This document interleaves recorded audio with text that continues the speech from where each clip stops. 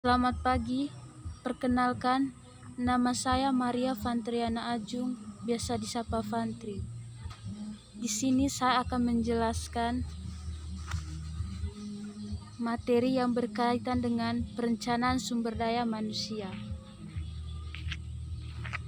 Yang pertama, pengertian perencanaan sumber daya manusia.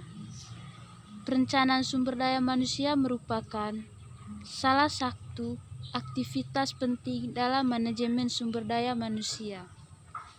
Aktivitas ini penting karena berperan dalam proses perencanaan strategi sumber daya manusia di dalam organisasi. Organisasi perlu melakukan perencanaan sumber daya manusia guna mengetahui kebutuhan jumlah pekerja, mencapai tujuan organisasi yang disesuaikan dengan jumlah penawaran tenaga kerja. Yang kedua, tujuan sumber daya manusia. Tujuan dari perencanaan sumber daya manusia yakni untuk memastikan bahwa sejumlah tenaga kerja dalam jumlah tertentu yang dibutuhkan oleh organisasi telah memenuhi persyaratan dan telah tersedia pada suatu kurun tertentu. Dengan diadanya perencanaan terhadap sumber daya manusia, maka sasaran yang ingin dipenuhi yakni berkurangnya biaya yang dikeluarkan, perencanaan sumber daya manusia dan perencanaan strategi dasar bagi efektivitas MSDM dan rekrutmen. C. Aspek-aspek perencanaan sumber daya manusia.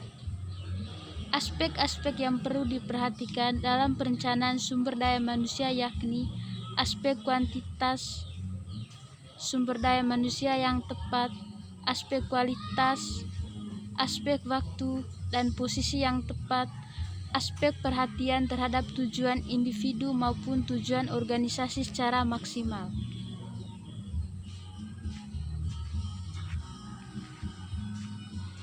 Yang kedua, tahapan dalam perencanaan sumber daya manusia.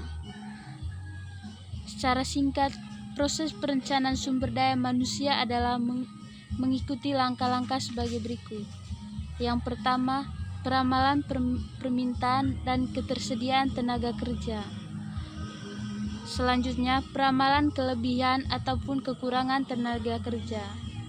Yang ketiga, saran dan rencana strategi. Selanjutnya, implementasi, dan yang terakhir, evaluasi. Bagian E, teknik peramalan tenaga kerja. Terdapat 3 teknik yang dipergunakan dalam peramalan kebutuhan tenaga kerja, yaitu pertama, teknik Delphi. Metode Delphi adalah metode peramalan yang digunakan untuk meramalkan kemungkinan yang akan terjadi di masa depan dalam menggunakan pandangan dan kesepakatan dari sekelompok ahli yang berasal dari berbagai bidang kerja atau industri.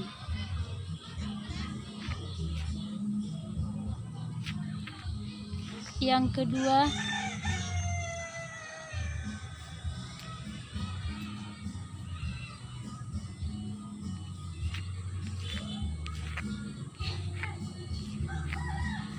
rata-rata bergerak merupakan sebuah pendekatan kuantitatif untuk meramalkan permintaan tenaga kerja yang didasarkan pada suatu indeks organisasi serta penjual. Rata-rata bergerak adalah salah satu peramalan bisnis yang sederhana dan sering dipergunakan untuk memperkirakan kondisi pada masa yang akan datang dengan menggunakan kumpulan data-data masa lalu. Yang ketiga, manajemen forecasting adalah sebuah pendapatan atau keputusan daripada superior, manajer departemen atau pihak lain yang memiliki pemahaman mengenai kebutuhan organisasi atau tenaga kerja.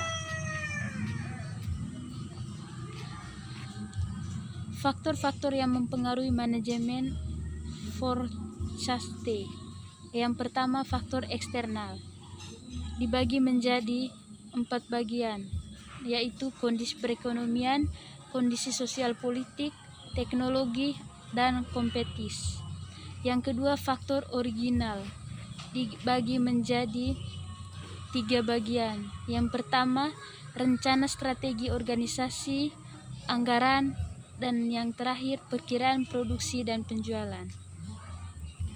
Selanjutnya, faktor angkatan kerja dibagi menjadi 5 bagian.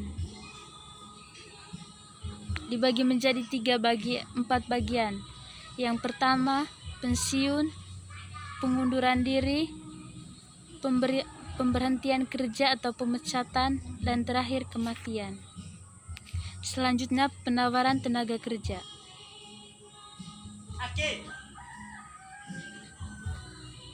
Beberapa faktor yang dianggap mempengaruhi jumlah penawaran tenaga kerja adalah rencana sukses menyebabkan pekerja menawarkan dirinya untuk mengisi kekosongan jabatan.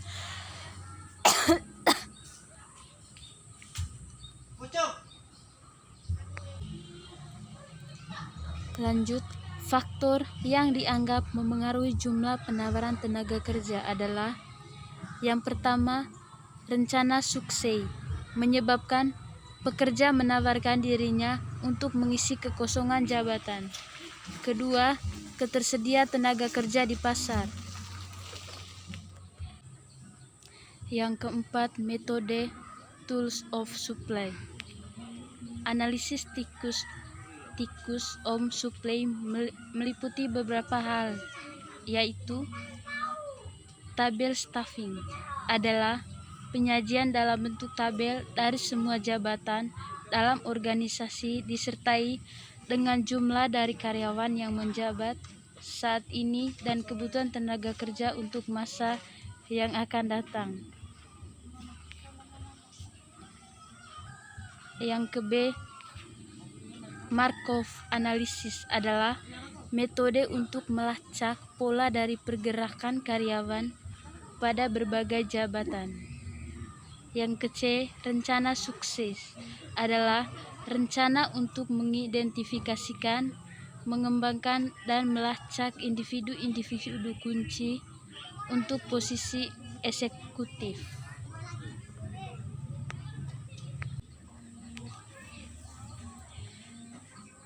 Yang ke-D, bagan penempatan adalah daftar dari pemegangan jabatan saat ini dan personil yang potensial jika ada lowongan pada jabatan tersebut.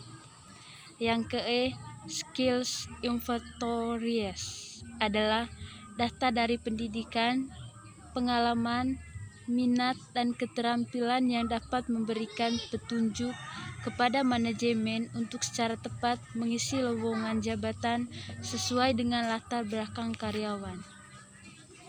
Baik, sekian materi dari saya. Terima kasih.